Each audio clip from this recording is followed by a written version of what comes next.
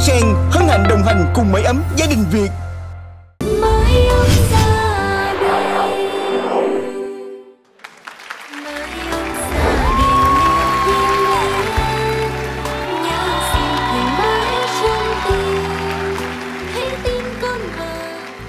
Xin chào đón quý vị đến với chương trình Mái ấm gia đình Việt. Chương trình do Đài Truyền hình Thành phố Hồ Chí Minh phối hợp cùng với công ty Bicom thực hiện với sự đồng hành của hệ thống siêu thị vật liệu xây dựng và nội thất Hoa Sen Home. Thưa quý vị, chương trình phát sóng vào lúc 20h20 thứ 6 hàng tuần trên kênh HTV7 Đài Truyền hình Thành phố Hồ Chí Minh. Lạnh quá quý vị ơi, quá lạnh luôn rồi. Thật ra là cái mưa nó vẫn đổ thế mà gió nó vẫn thổi, mà lạnh nó càng ngày càng lạnh luôn. Tay Quỳ Linh cống luôn quý vị. Thật ra là cái miệng nói cũng lắp bắp rồi, mà thôi hy vọng rằng chương trình nó sẽ tạo nên sự ấm cúng cho tất cả chúng ta nhé. Bây giờ chúng ta sẽ giới thiệu hai nhân vật khách mời trong ngày hôm nay để cùng đồng hành với bao hoàn cảnh khó khăn. Họ là ai thưa quý vị? Một nhạc sĩ rất là hot, một diễn viên rất là dễ thương, xinh đẹp, nhạc sĩ Hứa Kim Tuyền và Thúy Diễm.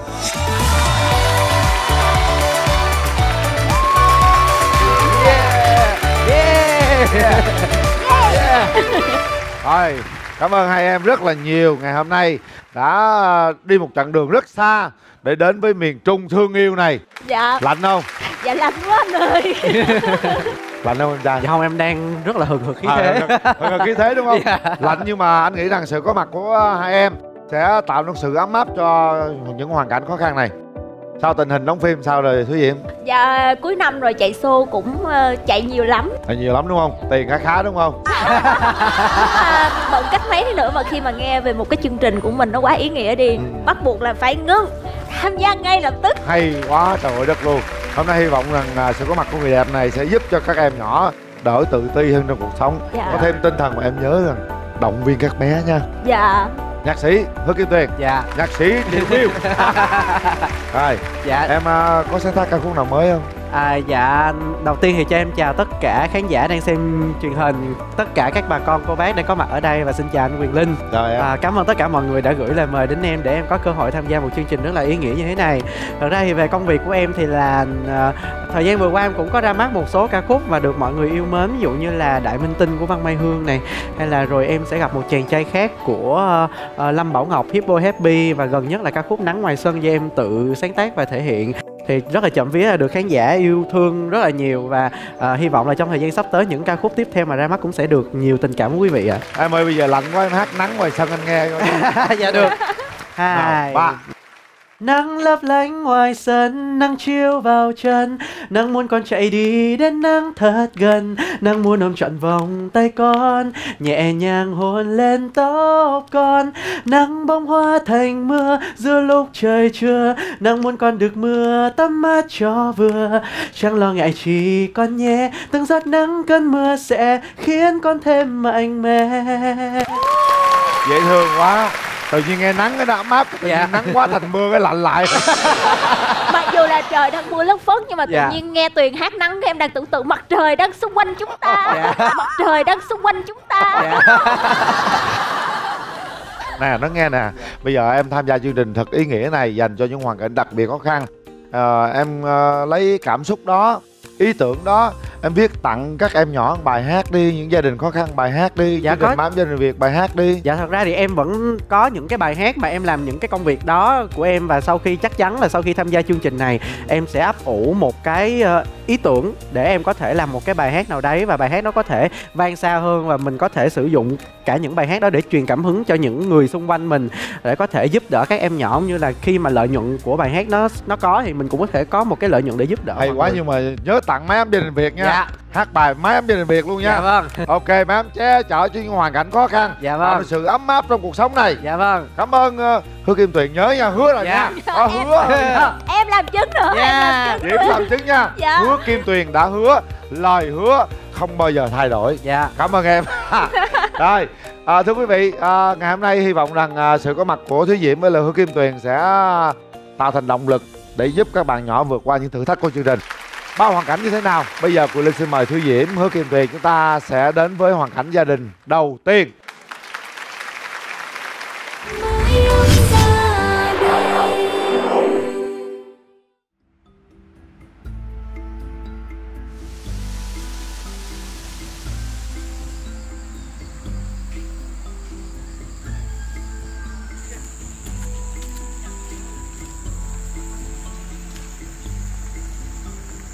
Con tên là Hồ Thị Hồng Luyện, là học sinh lớp 10B1 trường trung học cơ sở Trung học phổ thông Hồng Vân. Con đang sống với bà nội, chú với em trai. Em trai con năm nay mới học lớp 5. Em trai đi học phải đi xin kẻ với bác. Con thì đi ké xe bàn, nếu bạn nghỉ học thì con đi bộ. Nhà đến trường của con đi khoảng 7 cây số. Hiện tại ba nội con ốm yếu, không làm gì được, chỉ ở nhà. Mỗi khi bà thấy đỡ đau thì hãy xuống ruộng làm một tí, xuống ruộng làm để lấy lúa mà ăn. Hiện tại gia đình con còn có một người chú nữa. Trước đây chú con có làm công việc ở Thủy Điển nhưng bị tai nạn lao động, bị teo chân không làm gì được. Ba con mất vì đột quỵ năm 2017.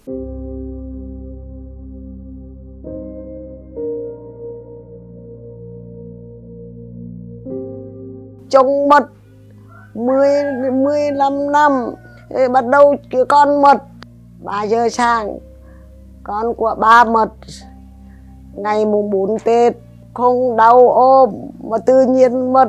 Bà khóc nhiều, chỉ có một mình con cả. Đứa em lại chưa có vợ, chỉ có mình nó có vợ, thì bà khóc suốt. Lúc đó con ngủ ở nhà bà ngoại, về thì không thấy ba nữa. Về đến nhà thì con thấy ba đã mất rồi. Nếu con đừng im re, họ nói con cũng không hay gì hết. Đi đâu ba cũng đem con theo, mua cũng lần cái chí con thích của ba cũng mua. Ba thấy con không có xe và thấy mấy bạn có xe đạp điện để đi.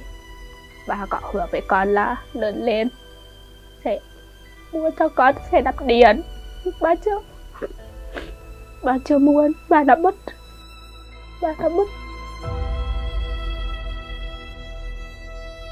Khi nhắc tới tên ba thì em trai của con hay khóc và nói là bà là hay nói láo. Con nói là ba chỉ đi xa thôi chứ ba không có mất.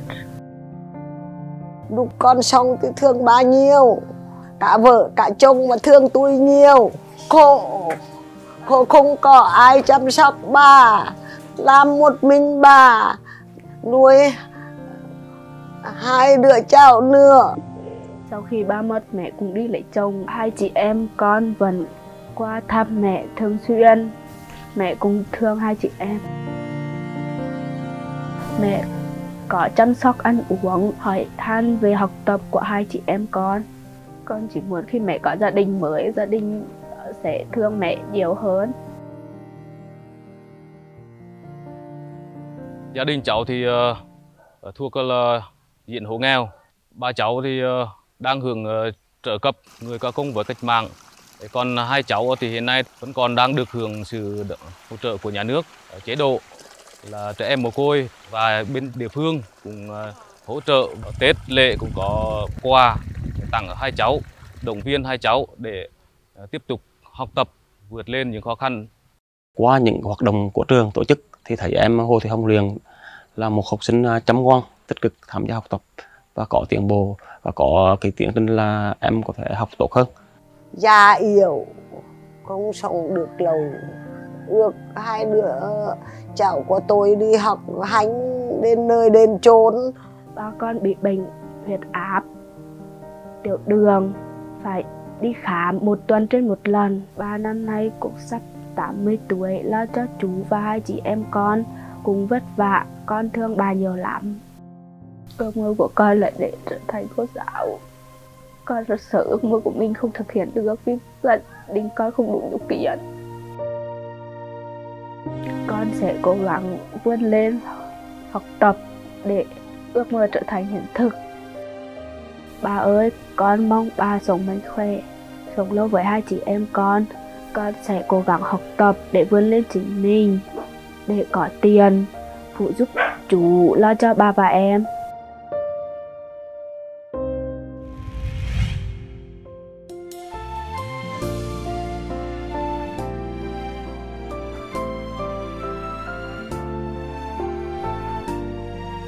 Mời 2 con.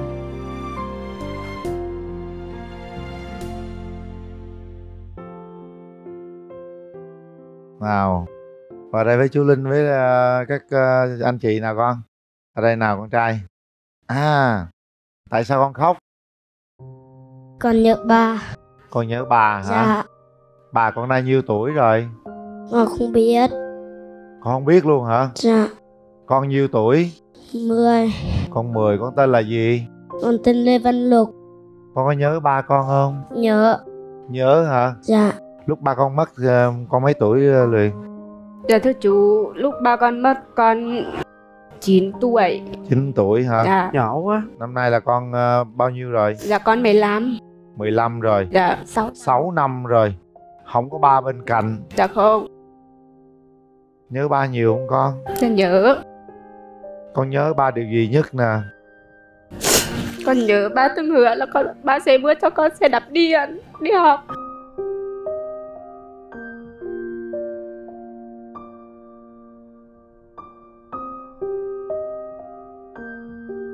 Ba mua chưa? Dạ chưa. Ba mới hứa thôi hả? Dạ. Rồi từ nhà đến trường 7 cây số như vậy con đi học bằng gì? Dạ phải đi xe, nhờ xe bà. Nếu bạn nghỉ học thì hai chú con đi bộ. Trời đất ơi.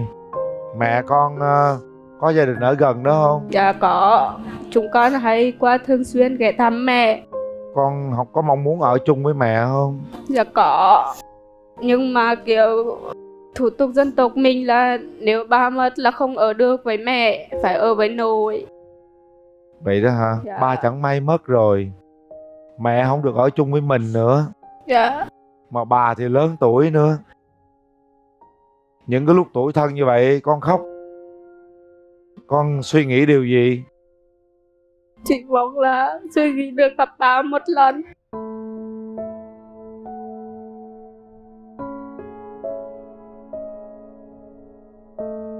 Nếu bây giờ ba còn sống đứng trước mặt ba đó thì con sẽ nói gì với ba?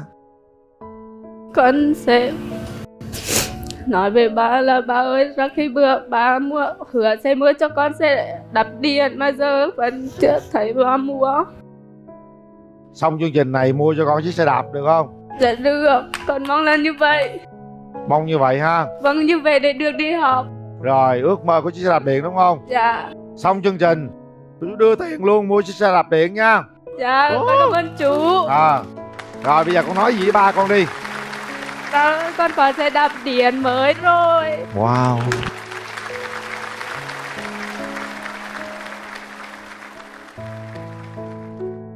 Trời ơi, thấy cưng quá à. Em có lời động viên hai đứa nhỏ đi. Thật ra thì khi mà nghe về cái hoàn cảnh này á, tự nhiên mình cảm thấy xót lắm. Nhất là khi mà em cũng đã là một người mẹ rồi, mà cảm giác là một người mẹ mà không được ở bên cạnh con, rồi con lại thiếu đi cái hơi ấm của người mẹ, người cha nữa. Nó là một cái điều gì đó nó kinh khủng lắm. Ước gì có một cái điều gì đó nó kỳ diệu đến cho hai đứa có một cuộc sống tốt đẹp hơn.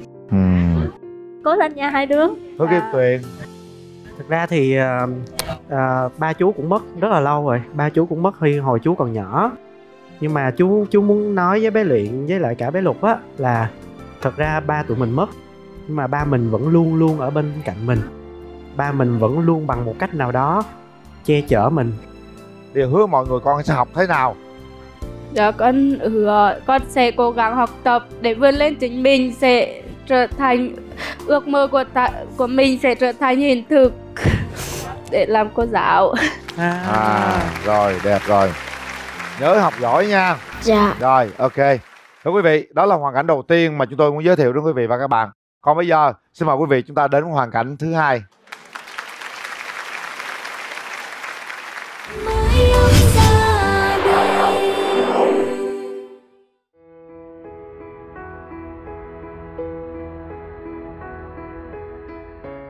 Con đây là Nguyễn Thị Yến Nhi, học sinh lớp 11, trường Trung học phổ thông Phạm Phú Thứ. Con đang sống với ông nội, bà nội, chú Sáu. Con còn có một người chị học trường Duy Tân ở thành phố Đà Nẵng, đang học về ngành ngoại ngữ, học được 1 năm rồi. Tôi có người con năm nay 43 tuổi, tinh thần không minh mẫn.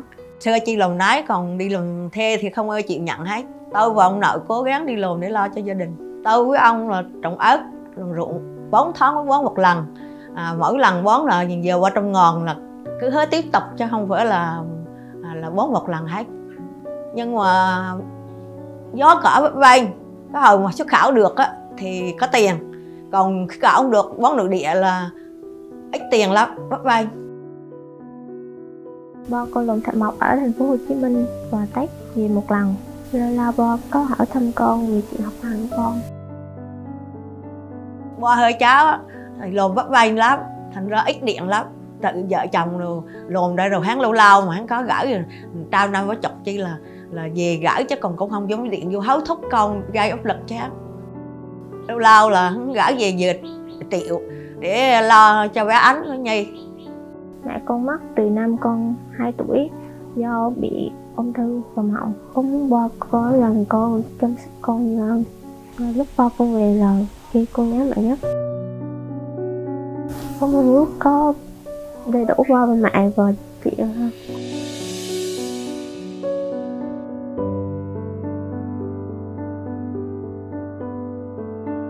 Con dao tôi thì nằm viện suốt, mỗi lần đa lên cân đa là chở đến viện chứ ở nhà chịu không nổi.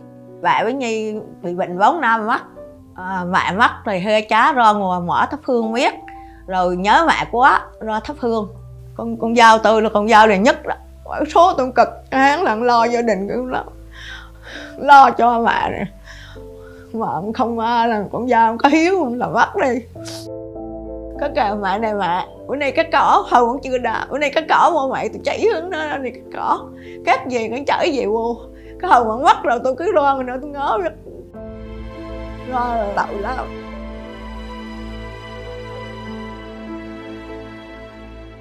Tôi thương hai cha lắm vì cha mất mẹ sớm không có lo, chỉ còn ông nội bà nội để lo cho hai cha. Mà thấy cha hạt được mừng, tôi nỗ lực luôn để nuôi cha.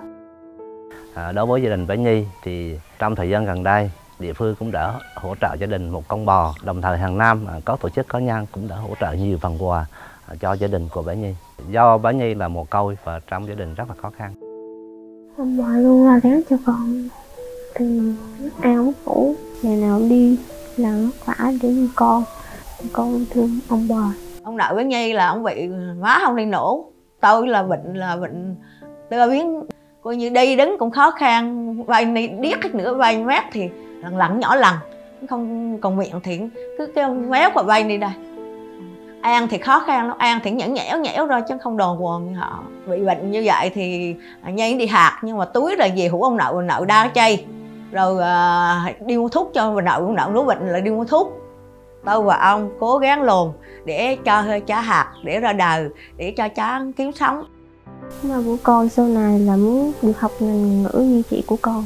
Con muốn muốn là học thiệt giỏi để ba an lòng và kiếm thật nhiều tiền để nuôi ông bà.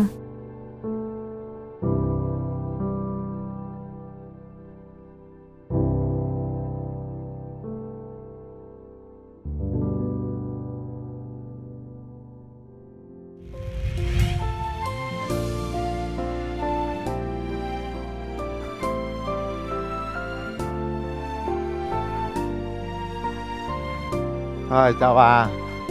Rồi chào con. Con chào bà. Nào vào đây nào. Mẹ con mất lâu chưa? Dạ mất 14 năm rồi. 14 năm hả? Con không có nhớ gì về ký ức của mẹ đúng không con? Dạ. Mỗi lần nhớ mẹ thì con làm gì? Dạ con chỉ nhớ thôi, con không biết làm gì hết. Không biết làm gì hết. Rồi ba con đâu? Dạ làm ở thành phố Hồ Chí Minh rồi. Ba con đi làm? Dạ. Bao lâu thì ba con về một lần? Dạ 1 năm. Rồi ba con có gửi tiền về cho con không? Dạ cũng có. Có hả? Tương lai con sau này muốn làm gì? Làm nghề ngôn ngữ như chị con. Phiên dịch. Phiên dịch hả? À được đó con, phiên dịch được đó. Bà ơi, bây giờ bà làm gì có tiền? Ca làm ruộng thôi. Làm ruộng được mấy sào? Qua rồi ruộng 3 sào ruộng. Mỗi năm thu hoạch được mấy lần bà? 2 lần. 2 lần. 2 lần như vậy thì trong nhà mình có mấy người ta? 5 người. 5 người. Hơi đi cháu với ông nội là thằng bị bệnh chặn thằng Kinh chặn á, coi như sơ chi lồn nái chứ không có tự mình lồn được. Vậy lao động chính là bà với là ông, nuôi bao nhiêu người như vậy? 5 người tất cả. Trời ơi cũng khó nha. Con tôi giao chết để lại hơi đi cha, còn thằng con trơ nữa cũng lồn thành phố Hồ Chí Minh, cũng giao chết nào thằng con trơ Phước Vịnh cũng không thư. Trời ơi. Để là hơi đi cha. Nói chung là nếu một mình bà thì cũng đỡ. Đằng này bà phải nuôi cháu, nuôi con. Bây giờ thì hoàn cảnh bà cũng khó khăn ha. Hy vọng rằng hôm nay Thúy Diễm nè với Hứa Kim Thiền sẽ giúp cháu bà Thi vượt qua thử thách để có ít tiền về để lo cho đóng tiền học phí cho nó, đỡ cho cha nó, đỡ cho bà ha. Đó là hoàn cảnh thứ hai thưa quý vị. Còn bây giờ Quyền Linh xin mời quý vị chúng ta đến với hoàn cảnh thứ ba.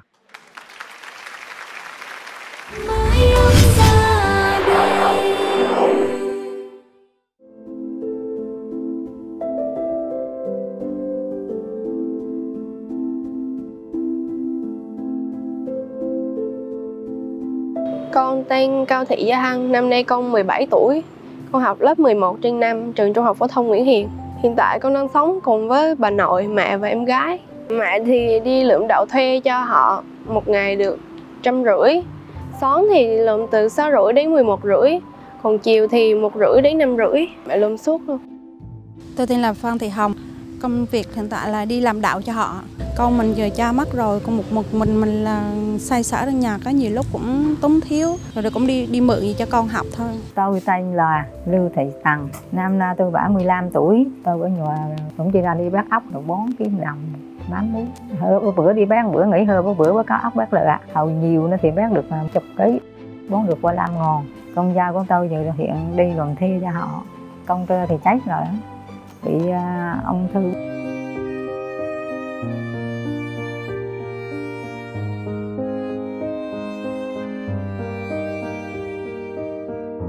Bà con mất năm 2022. Lúc còn đi làm thì bà thấy bị đau cho cổ, cho nên là đi khóm ra là bị ung thư thực quản nên không ăn được.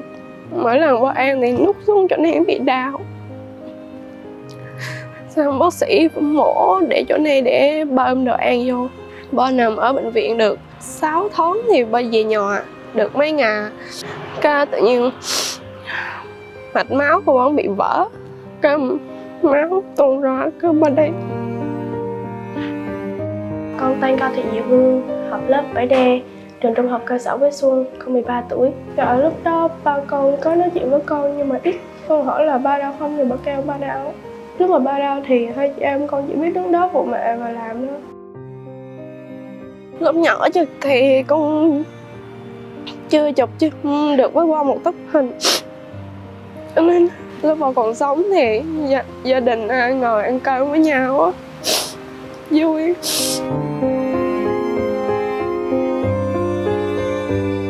Ba thường mua đồ ăn về cho hai chị em con ăn. Món mà ba con thường mua về cho hai chị em con ăn, và món con thích nhất là món chân gà. Con nói với ba là con thương ba nhiều lắm. Lúc còn sống thì con cũng không thể nói được, tại vì con không có thể hiện tình cảm bằng lời nói được. Cho nên là ba mất thì con hối hận tại vì con chưa kịp nói được. Cái nhà trước đây tôi ở Lệp Tông mà dựng quanh là vàng phay tay đon ra. Cái rồi sai đỡ với lùn đỡ cái sai cái nó đó. Sai mà cũng lùn để cho đỡ phay, để cho phay đỡ một nốt hết rồi tay đó có chừng mua gì mà đón. Nước luộc cũng dùng miếng dù lậu tới tay đủ luôn. Thì tôi ra hơi dọc kỵ gì là nhòa. Với lại rồi nhà nước trên cái hộ hờ nó nghèo nó cho gia tốn triệu không lỡ. Hờ vẫn còn sống cũng đi lùn gì rồi lo trả nợ.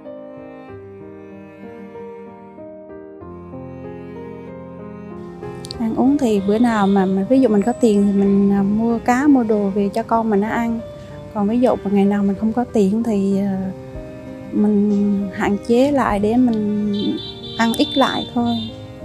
Hàng ngày thì con đi học tới trưa con mới về, cho nên là con về con sẽ nấu ăn, giặt đồ, rửa chén cho mẹ. Vợ lâu lâu thì ta chân cứ nhức mũi rồi nậu tim nè, con kêu là đau rồi thôi ở nhà chứ đừng có đi bắt ốc nữa, đau chân mà cứ đi mình nội cũng đi. Bò cũng nuôi với hơi chá, rồi mẹ con cực khổ, rồi em nuôi con nữa đó. Bò con mắc rồi thì hơi đứa con phải lo chăm hạt. Mẹ chỉ mong là cố gắng sẽ lo cho hai con ăn học cho đàng hoàng tới nơi tới chốn. Khi lớn lên con cố gắng làm gia đình, con muốn chăm sóc mẹ con và bà con. 12 con cũng muốn học tiếp nhưng mà điều kiện gia đình không được ái, cho nên con nghỉ học tới 12 con. Con đi xin phục vụ. Con muốn nói là con cũng mừng mẹ đã sinh ra con và nuôi con tới bây giờ. Con muốn là ít bữa con sẽ phụ giúp được gì cho một phần nào đó của mẹ.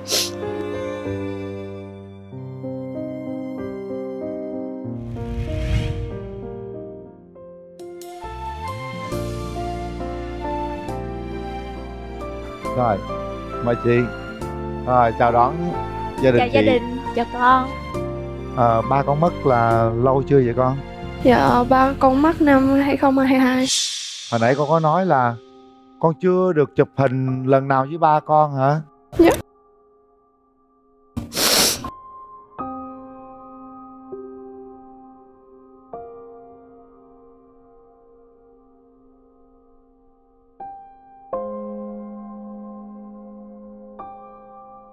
Con nhớ ba nhiều không?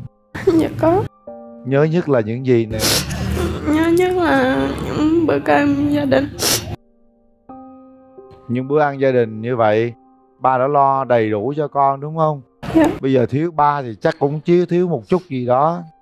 Mẹ bây giờ một mình á, phải gánh vác cái công việc vừa làm ba vừa làm mẹ, rồi vừa lo cho nội con nữa đúng không? Mẹ con gánh nặng lắm đó. Chị ơi,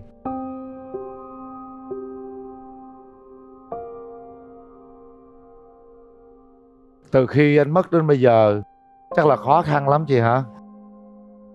Có bao giờ chị nghĩ rằng khó quá chị phải cho một trong hai đứa nghỉ học không? Hồi ba nó mới mất là em dự định là bé này vô lớp cấp 3, lớp 10 đó. Em dự định là cho nó nghỉ. Tại vì gia đình khó khăn quá không thể nào cho đi học được. Cho nên là bà giờ dì với cậu nó la là cái thôi cho nó đi học đi chứ cho nó đỡ. Rồi hết 12 rồi cho nó tính nghỉ cũng được. Chứ giờ lớp 10 mà cho nghỉ thì tội quá, cho nên em phải ráng cho nó học hết 12. Cố gắng cho nó học hết 12 thôi.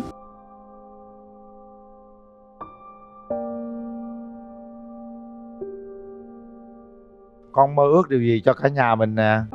Dạ, cho gia đình con khá giả hơn một chút. Gia đình khá giả hơn một chút luôn. Bây giờ phải nghỉ học để cho em con học thì con thấy sao? Dạ được. Con nói cũng được mà nước mắt rơi đó quý vị. Thấy sao Diễm? Theo em thế nào? Em chỉ hy vọng là sau cái chương trình này chỉ có thêm cái năng lượng, chỉ có thêm nhiều cái suy nghĩ nó và đó là nó lạc quan hơn để cải thiện cho gia đình mình. Cố lên chị nha. Còn Hứa Kim Tuyền thì sao? Em muốn hỏi hai bé là hai con sau này lớn lên hai con thích làm nghề gì? Con muốn trở thành bác sĩ để có thể chữa bệnh cho các bệnh nhân ung thư. Còn em? Em muốn trở thành bác sĩ. Hai chị em bác sĩ hết hả? Chú muốn nói với hai con á là cái ước mơ của hai con nó rất là đẹp. Cái hành trình tới ước mơ của mình nó có thể là nó sẽ khó khăn hơn các bạn khác. Chú nghĩ là một khi hai đứa con yêu thích cái ước mơ đó, hai đứa con muốn, hai đứa con kiên định với ước mơ đó, thì hai đứa hãy cứ giữ ước mơ đó. Đừng nghỉ học, đừng từ bỏ ước mơ của mình, phải theo đuổi ước mơ của mình.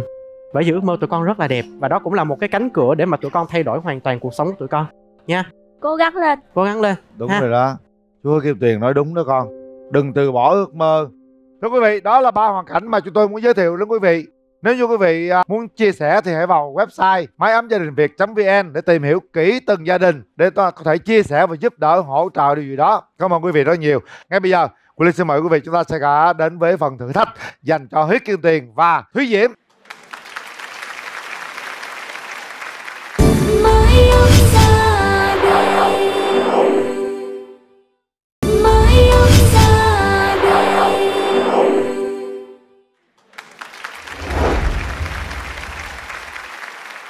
Ngay bây giờ thì Hứa Kim Tuyền cùng với Thúy Diễm sẽ đến thử thách của chương trình. đây là quyền ưu tiên. Các bạn muốn lấy quyền ưu tiên này dành cho ba em nhỏ thì bạn phải vượt qua thử thách này trong vòng 1 phút 30 giây. Nhiệm vụ các bạn là gì? Đây, bánh con sâu, đơn giản lắm. Trong vòng 1 phút 30 giây các bạn phải lột hết cái bánh ra ngoài đĩa đây.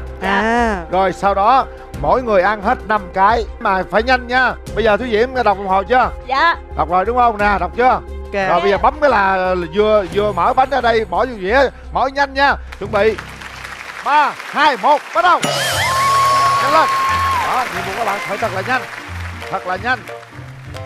Càng nhanh càng tốt. Nhanh nhất có thể. Nhanh nhất có thể. Đem bánh ra đây, lấy cái bánh ra cái dĩa nha, chứ không phải để đó nha. Em xé hết rồi em lấy. Đúng rồi. Nhanh lên, nhanh nhất có thể. 15 giây rồi. Còn rất nhiều bánh luôn. Còn 1 phút 15 giây nữa. Nhanh nhất có thể. Thúy Diễm và Hứa Kim Tuyền đang làm cái việc rất đơn giản là lấy bánh ra ăn thôi, mà làm lâu quá. Rồi hết rồi nè. Chưa, đã còn tới đây rồi nha. Hết rồi. Hết chưa? Hết rồi, ăn nè. Hết chưa? Rồi bây giờ bắt đầu nè. Nhanh lên, nhanh lên. Còn 40 giây nữa. Nhanh lên. 15 12. Trời ơi, bỏ cho dữ, không có nuốt vô. Tiền ăn xong chưa? Xong rồi, nãy giờ. Xong rồi hả? Phụ ta bên đây cái đi. Đưa cho nó phụ cái đi. Trời đất ơi. Không có món, không có bước. Còn 5 giây cuối cùng. 5 4 3 2 1. Trời ơi. Một họng bánh luôn mà nó nuốt có 2 giây thôi. Cũng giỏi. Thôi được rồi. Bây giờ mình có quyền ưu tiên rồi. Mình mở ra đi Hứa Kim Tuyền. Mở ra cho 10 xem coi. Đọc lớn lên. Em đọc nha. Ừ. Giảm 10 bông hoa. Chúc mừng. Như vậy là các bạn được giảm 10 bông hoa. Mời quý vị đến với thử thách dành cho 3 em nhỏ trong mái ấm gia đình Việt.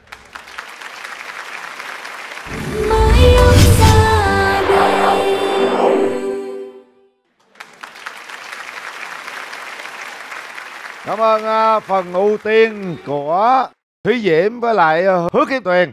Bây giờ chúng ta sẽ dùng quyền ưu tiên đó đem vào thử thách này. Bây giờ mình được giảm rồi ha. Bây giờ mình còn có nhiêu đó hoa thôi. Đúng ra nó nhiều hơn, nhưng mà giờ giảm rồi. Bây giờ nhiệm vụ các con là gì? Vượt qua chướng ngại vật, gấp hoa đem về bỏ vô cái rổ là xong. Đội nào nhanh nhất, đội đó có cơ hội chiến thắng. Đơn giản vậy thôi các con nha. 3 con cùng với 3 tình nguyện viên, chúng ta phải cố gắng hơn nữa. Nào, 3 nhân vật chính là 3 cái áo mưa màu đỏ. Trời, vẫn mưa lất phất luôn, vẫn lạnh, làm cho nó ấm nào. Trở về vị trí, chuẩn bị sẵn sàng nào.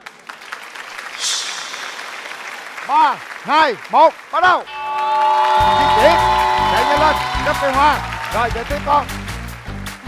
Gấp mỗi người một cái thôi, nhanh nhất có thể nha. Gấp đi, nhanh lên. Chúng ta đang đến thử thách dành cho 3 em cùng với 3 tình nguyện viên.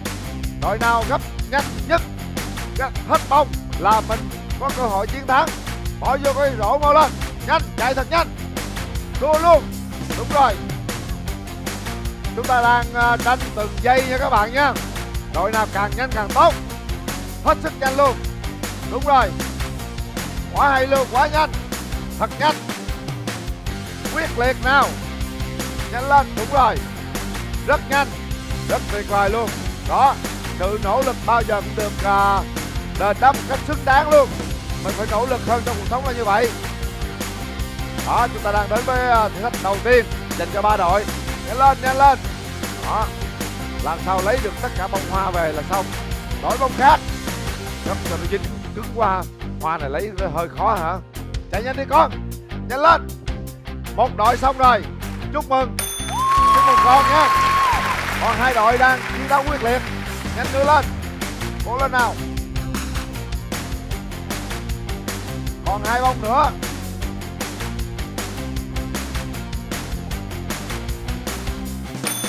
Rồi, chạy về mau lên. Còn một bông cuối cùng. Còn một bông nữa, mau lên.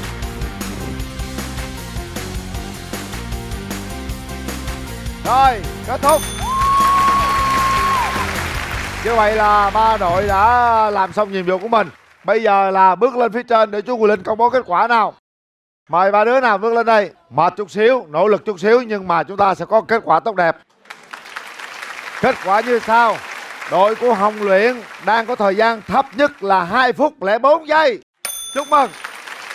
Đội kế tiếp là đội Gia Hân là 2 phút 28 giây. Và đội có thời gian đang tạm hơi cao chút xíu ha, đó là 2 phút 43 giây. Thưa quý vị, bây giờ chúng ta sẽ đến với thử thách dành cho Hứa Kim Tuyền và Thúy Diễm.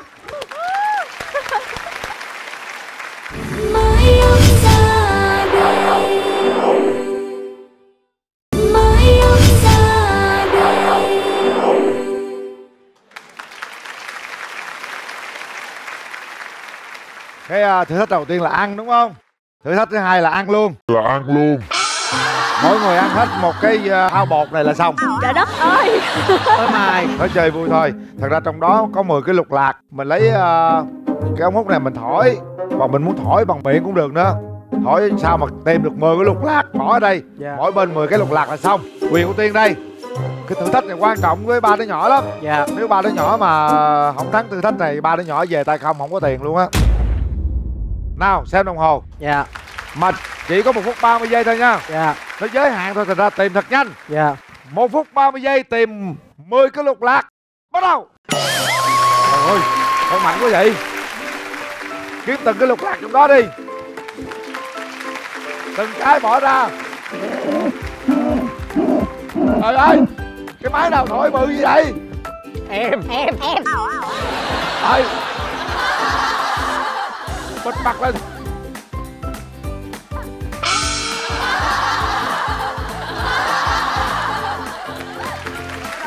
Đâu rồi? Được rồi, Thúy Diễm có 3 cái rồi kìa. Rồi Hứa Kim Tuyền có 4 cái rồi. Còn 6 cái nữa. Máy thổi đâu?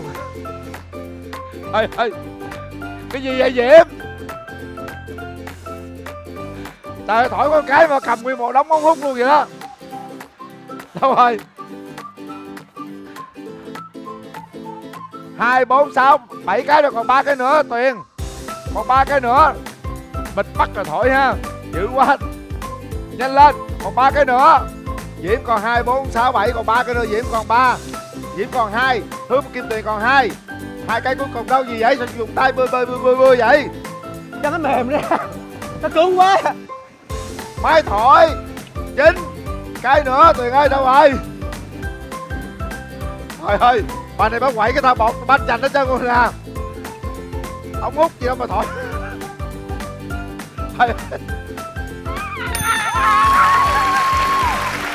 Vì tương lai các em thân yêu, cho một tràng pháo tay cho 2 khách mời ngày hôm nay. Rất là nhiệt tình. Chúc mừng các bạn. Nào đọc luôn đi. Giảm 10 trái bowling. Chúc mừng. Cảm ơn 2 khách mời đã đem quyền ưu tiên về cho 3 đứa nhỏ. Còn bây giờ chúng ta sẽ đến với thử thách cuối cùng dành cho 3 em trong ngày hôm nay. Xin mời.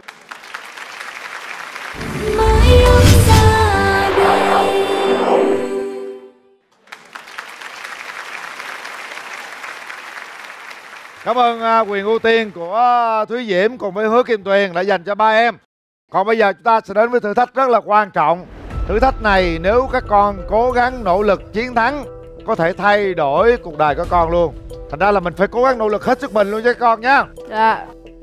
Nhiệm vụ là mình bắt đầu vị trí đó, vượt qua thùng phi này, lấy từng trái banh, vượt qua chướng ngại vật, đứng ở phía cái điểm kia, mình chọi cho rớt hết mấy bowling là xong. Đội nào có thời gian nhanh nhất, đội đó có cơ hội chiến thắng. Mình chơi cho công bằng đi, mình rút thăm may mắn đi. Đó, có 3 cái sợi dây nè. Đứa nào mà ngắn nhất á là thi trước, đứa nào dài nhất là thi sau. Hơi xui, rút con. Rút.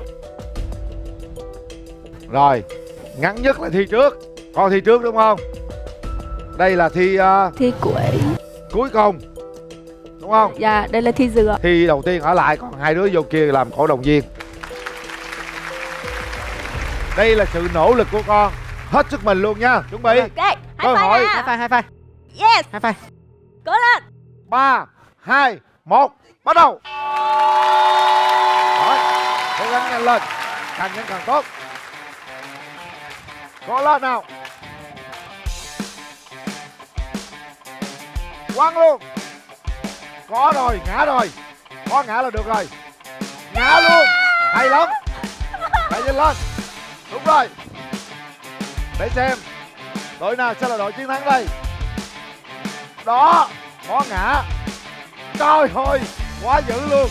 Nào Thúy Diễm, nhắm thẳng vô. Ôi ơi, 2 cái luôn. Nhanh lên, nhanh nhanh. Trời ơi.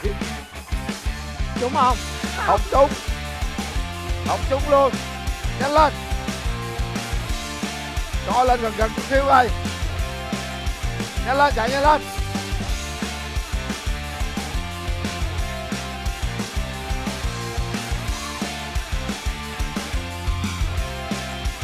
Trời ơi. Vậy mà còn hồn nữa.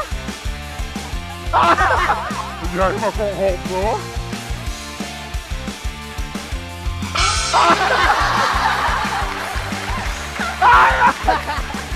Rồi lượm banh đi, lượm banh. Còn cái là lượm banh. Đi. Lượm nhiều vô Diễm. Lượm nhiều vô. Lượm nhiều vô. Không cần chạy nữa, đứng đây luôn. Rồi mạnh lên. Mạnh lên, đúng rồi. Lượm banh đi. Không còn chạy nữa. Đứng đây chọi luôn. Đó. Lượm banh đi. Trời ơi. Đó, còn 3 cái nữa. Lượm banh mau lên. 3 cái cuối cùng nào. Đó, còn 2 cái. Còn 1 cái nữa. 1 cái cuối cùng. Đây. Cuối cùng. Ráng lên. Cái cuối cùng. Lượm banh đi. Mau lên. Nào. Rồi. Trời Cuối ơi. cùng thì cũng đã ngã hết luôn. Chúc mừng nha. Trời ơi. Bây giờ chúng ta sẽ đến với đội thi thứ 2. Xin mời. Rồi Nhi xong rồi, giờ tới luyện nha. Chuẩn bị 3, 2, 1 bắt đầu. Đó, di chuyển nhanh và nhắm chính xác. Ê. Đó, có ngã rồi. Trời ơi. Ôi xem rước. Thôi. Thôi, được. Hay quá Tuyền ơi. Bù. Hay quá Kim Tuyền ơi. 2 cái luôn em ơi. Đó. Có khi thế rồi đó Diễm. Nè, nãy hướng Kim Tuyền 2 cái nè giờ. Nó trúng là trái đó. Hay quá. Trời ơi. Đó. Trời ơi, ngon lành luôn. Nhanh lên. Đúng Ôi rồi. sao quá. Sao quá.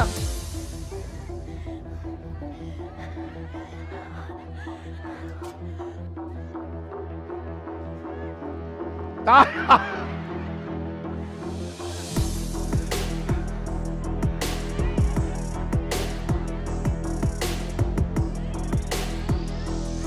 Ôi.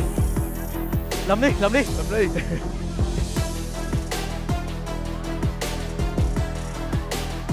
Thôi ơi. Khai ơi.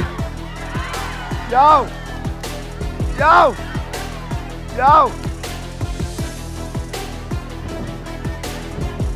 Còn 2 cái nữa thôi. Vô. Hay quá Diễm. Cái nữa kìa. Trời ơi, vô. Rồi. Như vậy là đội thứ 2 cũng đã hoàn thành được nhiệm vụ của mình, đúng quý vị. Đồng hồ đã dừng lại. Còn bây giờ chúng ta sẽ đến với đội cuối cùng. Xin mời. Cố gắng lên. Nào chúng đi. 3, 2, 1 bắt đầu.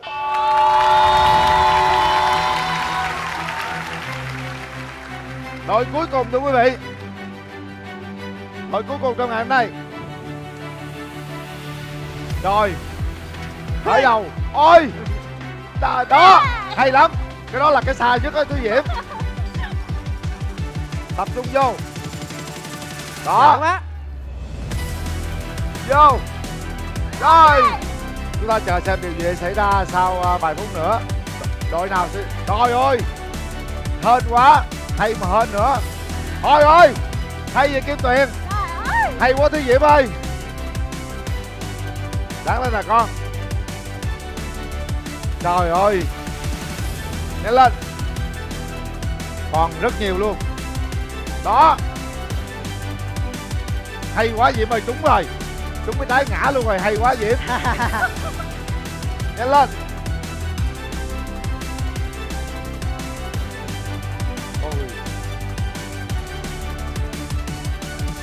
Coi như bà con cũng hồi hộp theo luôn á. Không được rồi. Nào Diễm. Hay quá Diễm. Quá trời hay luôn rồi. Trời, không trúng cái nào luôn, hay quá. Anh lên ơi, cứu đi. Đáng lên nào.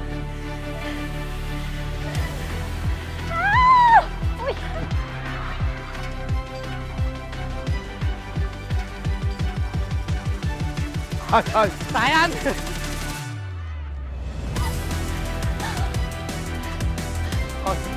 Vô. Con lành luôn. Bé nhưng mà vẫn ngã luôn. Hết rồi Diễm, qua đây Diễm. Qua đây luôn nè. Lụm thôi. Lụm nhiều vô, đứng chọi thôi.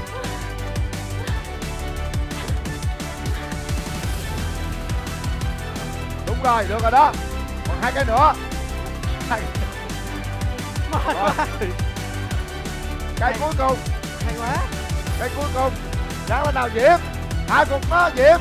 Hạ gục nó Diễm. Vô trời ơi. Này. Vô. Rồi. Cuối cùng thì mọi người đã hoàn thành được. Bây giờ Quỳ Linh công bố kết quả đây.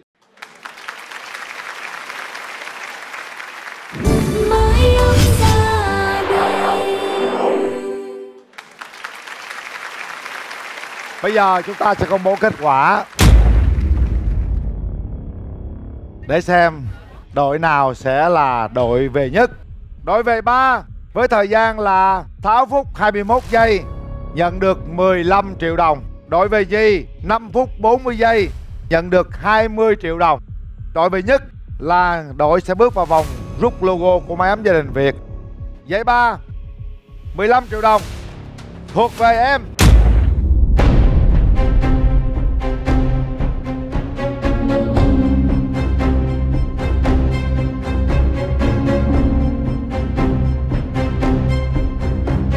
Gia Hân. Gia Hân, con về 3 nhận được 15 triệu đồng. Con thấy có tiếc gì không Hân? Dạ cũng có. Có tiếc. Con tiếc về điều gì? Vì con không thể đem về số tiền nhiều hơn. Con thiếu một chút may mắn. Qua đó đó, chú Linh thấy rằng á là cần yếu tố mạnh mẽ hơn nữa, nhanh nhạy hơn con nữa nha. Dạ. Ngày hôm nay tuy là con đoạt giải 3 thôi, nhưng mà cô Diễm cũng sẽ tặng thêm cho con một món quà để động viên tinh thần nữa. Một lát nữa cô Diễm sẽ gửi cho con lì xì thêm 2 triệu đồng để con có thể có thêm chi phí để đi học nha.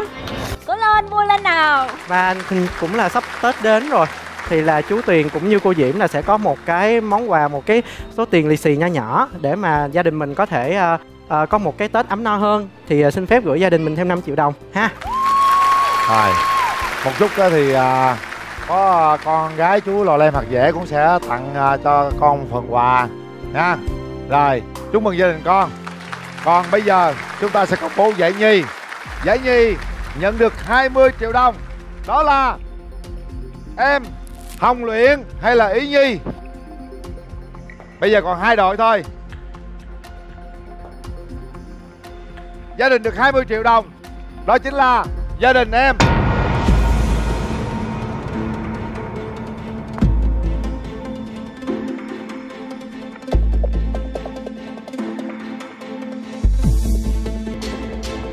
Ý Nhi. Như vậy là Hồng Luyện là gia đình đạt giải nhất. Chúc mừng Hồng Luyện. Chúc mừng con. Nào Ý Nhi, con thấy thế nào, nói đi con. Dạ con thấy vui. Con mừng. Con có hài lòng với số tiền 20 triệu mà con đạt được trong ngày hôm nay không? Dạ con hài lòng. Hài lòng. Bà thấy sao bà? Hôm nay cháu nó nhận được 20 triệu đó. Tôi cũng mừng trước nữa, cảm ơn chương trình đã có lòng đến gia đình tôi. Với cảm ơn Hoa Sen. Với cảm ơn tất cả bà con đông đủ để tới dự bữa hôm nay. Tôi xin cảm ơn. Hy vọng là xã hội cộng đồng sẽ cùng gom góp với bà. Cảm ơn. Dạ. Chúc mừng Luyện. Dạ.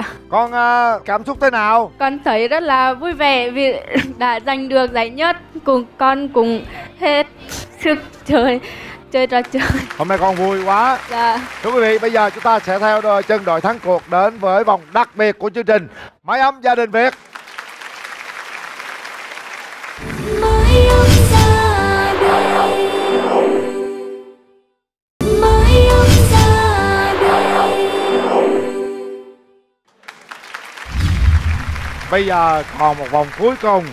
Luyện, Hứa Kim Tuyền, Thúy Diễm, cố lên nào. Nếu chúng ta thực hiện được 1 phút 30 giây, mình rút 8 bảng, 2 phút 6 bảng, 3 phút 4 bảng, 4 phút 2 bảng, 5 phút 1 bảng, 10 phút không có bảng nào. Đó, cứ vậy mà tính nha. Đơn giản thôi, càng nhanh càng tốt. Ok. Bây giờ mình lấy cái vòng đó, đi qua bập bên, đứng đó, thảy cái vòng vô cái nón lá. Mỗi cái nón lá có cái vòng là xong. Ok. Được chưa? Dạ. Bây giờ chúng ta kiểm tra đồng hồ đi Luyện. Chuẩn bị nha. 1, 2, 3, bắt đầu. Quan trọng là chúng ta thực hiện điều đó nhanh như thế nào để được bao nhiêu logo. Trời ơi, quá hay luôn Kim Tuyền. Quá trời hay luôn. Trời ơi, quá trời hay luôn. Chưa được luôn.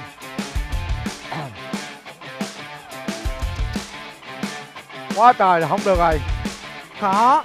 Khó quá. Khó quá à. Ráng nhanh lên coi. Nhanh chút xíu coi.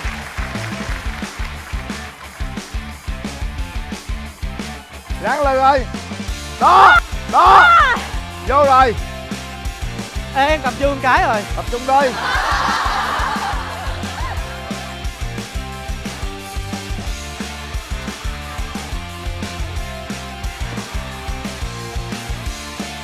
Trời ơi.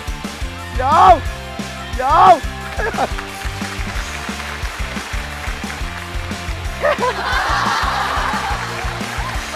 Ráng lên coi.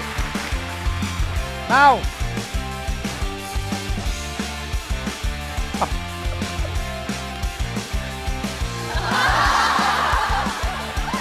Ráng coi.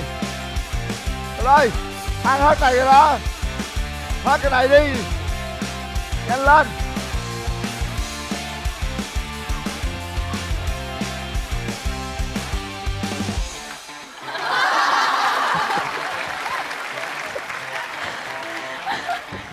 Trời ơi.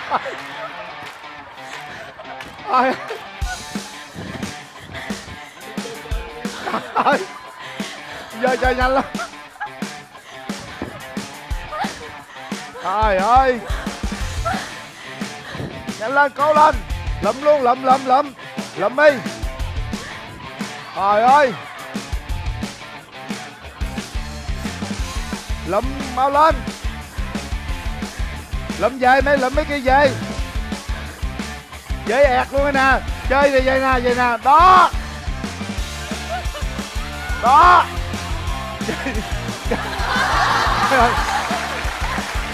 Bỏ vô. Xong. Chưa. Còn cái nào không? Hết rồi. Cái này chưa vô nè. Bỏ vô. Trời ơi. Chơi gì chơi làm gì nữa mà dễ. Chơi riết gì đâu mà. Chơi gì mà không còn đứng đây luôn vậy đó hả? Thôi vô đây con. Làm biên bản đi. Làm biên bản của em đi. Chơi gì đâu mà dời từ trên đây về đây xong ngồi bỏ vô luôn là sao? Đáng lẽ hồi nãy khó vậy là coi như là mỗi người vô được một cái là coi như thắng luôn. Là sẽ dễ nhất. Rồi, bây giờ con đập đồng hồ đi nào Luyện. Lớn lên con. 4 phút 5 giây. 4 phút 5 giây.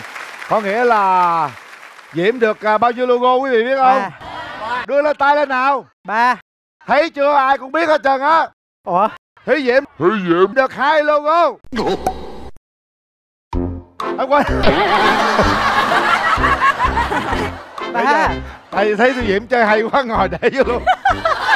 Như vậy là Luyện được 2 logo của máy ấm gia đình Việt. Chúc mừng. Bây giờ chúng ta sẽ đến với phần rút logo. Xin mời. 2 logo. Mới ông ra đời,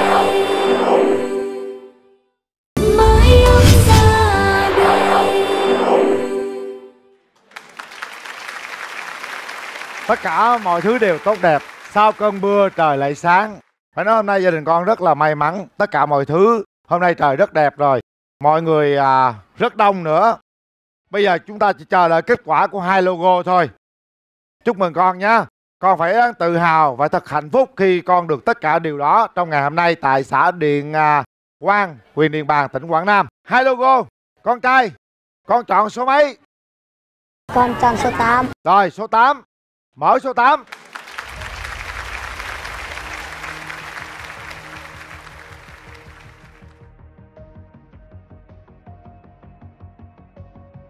Nào thôi rút đi con, có nhiêu hay nhiêu? Con kéo đi, con kéo đây đi. Đây để chú Tuyền phụ con Tuyền ha. phụ nào. 1. Vô. 1 số 0. 2 số 0. 3 số. 4 số. 4 số 0. 5 số. 6 số 0 rồi. Có lên 7 số 0 không? Ống thép hoa sen bền vững đến tương lai, 15 triệu đồng. Ngon lành luôn. Quá. Rồi cầm nó đứng đó luôn. Chờ chút xíu coi chị con rút được nhiêu. Con số mấy? Dạ thưa chú, con chọn số... Con số 1 đi, tại vì sinh nhật chú 8 tháng 1. Số 8 với số 1. Phải không? Dạ, 8 tháng 1, 8 số 1. Số mấy nói đi. Số 1. Số 1. Dạ. Chắc chưa? Dạ chắc. Cô Diễm với lại Luyện là bưng số 1 ở đây. Bưng. Lại giành liền con. Lụm tiền. Lụm tiền qua đây. 50, hai người nào. 50. 1 số 0. 1 số 0. 2 số 0. 3 số 0. 3 số 0. 4 số 0. 5 số. 7 số 0 nào. 7 số 0 nào. Số 0 nữa. Chấm. Số 5. 5. Vậy số đầu là số nào đâu?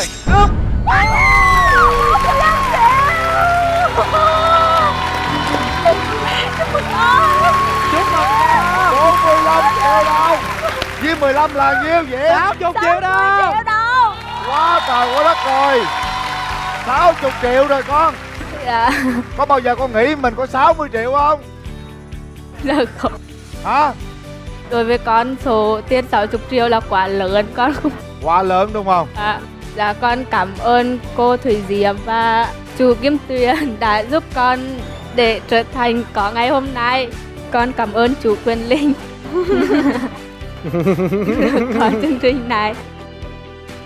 Và cảm ơn tất cả các cô chú đã xem chương trình này để con có ngày hôm nay. Và cảm ơn Tôn Hoa Sen đã giúp đỡ con. Mong rằng những giọt nước mắt đau buồn đó không còn nữa, và thế vào đó là những giọt nước mắt hạnh phúc, những niềm vui sẽ đến với gia đình con nha. Dạ. Rồi, chú Kim Tuyền có nói gì với hai nhỏ đi. Cũng nhân cái dịp hôm nay thì Kiều cũng sắp đến Tết rồi, thì ngoài gia đình của bé Gia Hân hồi nãy thì em cũng xin hỗ trợ thêm gia đình bé Yến Nhi cũng như là bé Luyện với bé Lục là mỗi gia đình 5 triệu đồng để các bé có thể ăn Tết một cái Tết sung túc hơn. Cảm ơn chú Kim Tuyền. Như vậy là Hứa Kim Tuyền sẽ tặng luôn 3 gia đình, mỗi gia đình 5 triệu nữa.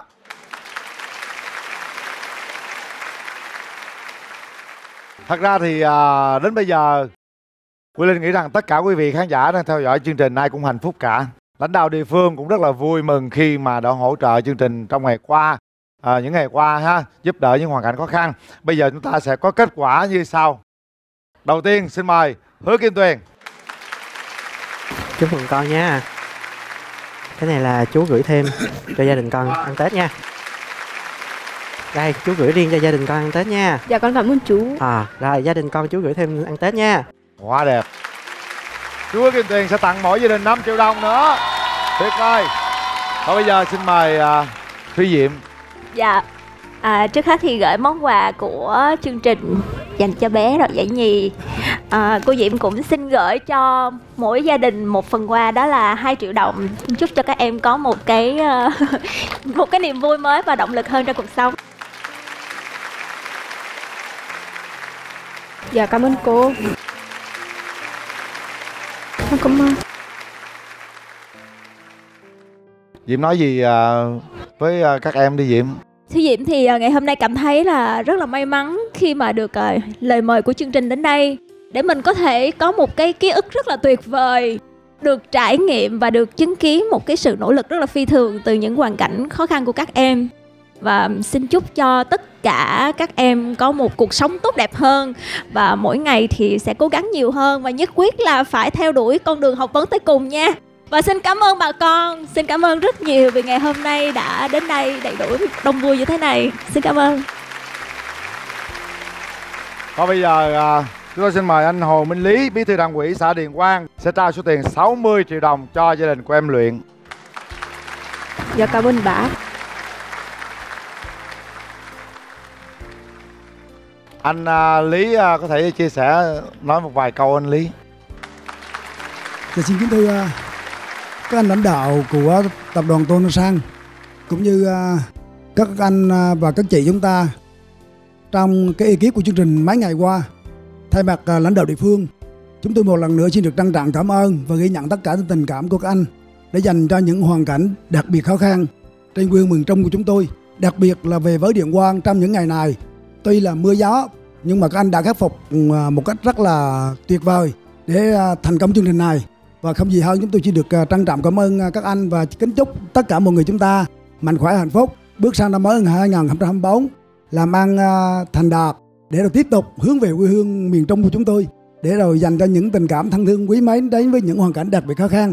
Và chúc cho các con cố gắng học giỏi hơn nữa nghe, để rồi chúng ta không phụ lòng các bác, các cô, các chú của chương trình này, và đặc biệt là với những điều lo lắng của gia đình mình, của cha mẹ mình và thầy cô của mình.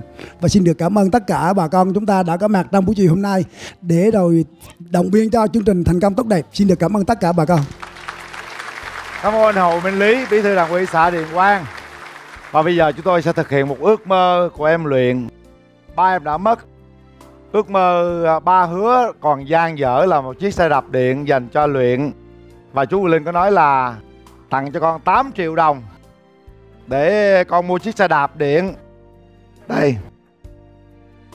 Dạ con cảm ơn chú Quỳnh Linh. Tiền thì mình đã có rồi. Bây giờ thì chú có 2 đứa con gái, cũng muốn tặng quà cho các con. Dạ, Lạ Lem và Hạt Dẻo muốn gửi một ít tấm lòng của mình để sau chương trình này các em sẽ có một cuộc sống ấm no và hạnh phúc, cũng như là đạt được ước mơ mà mình mong muốn ạ. Rồi, tặng đi con.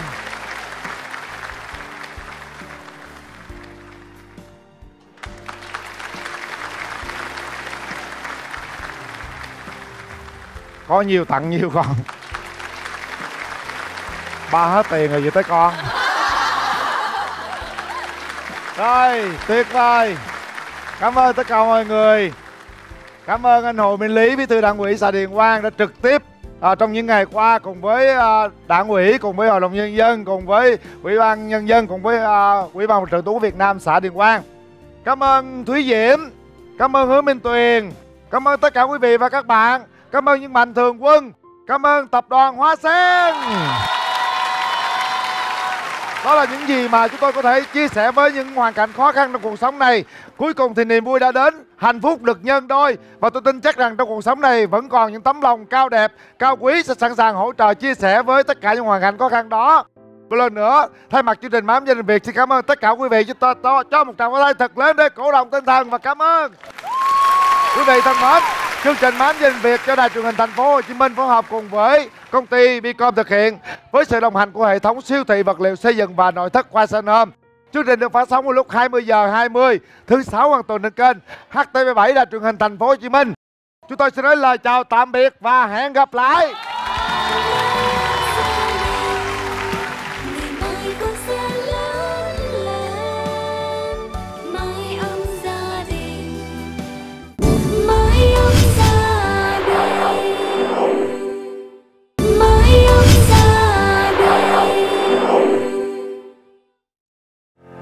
Ống nhựa Hoa Sen hân hạnh đồng hành cùng mái ấm gia đình Việt. Mái ấm gia đình, vẹn nguyên con không thể quên. Mái ấm gia đình yêu thiêng liêng, nhớ sinh thành mãi trong tim. Hãy tin con mà từ nay con bình yên. Mái ấm gia đình. Đón xem Mái ấm gia đình Việt phát sóng vào lúc 20h20 thứ 6 hàng tuần trên kênh HTV7 và 20h45 trên kênh YouTube Golden Moon Network.